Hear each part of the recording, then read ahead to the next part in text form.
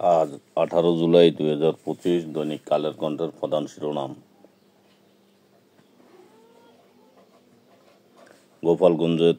গোপালগঞ্জে থমথমে বাড়ল কারফিউ।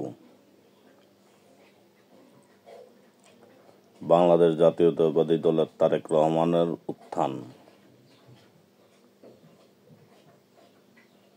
জনসাধারণকে ধৈর্য ধারণ ও সহযোগিতার আহ্বান।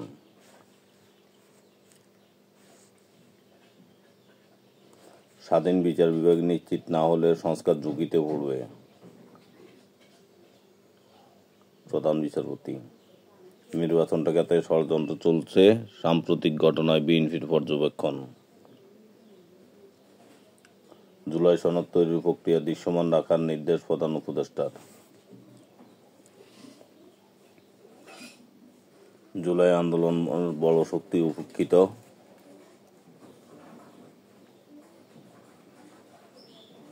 গোপালগঞ্জ নিহত সেই 4 জনের মরদেহ ময়নাতদন্ত হলো না।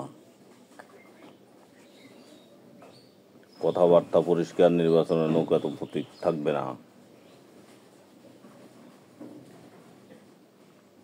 দেশ জুড়ে কমপ্লিট শাটডাউন, সংঘর্ষ ও গুলির ঘটনায় নিহত 31, ফিরে দেখা 18 জুলাই।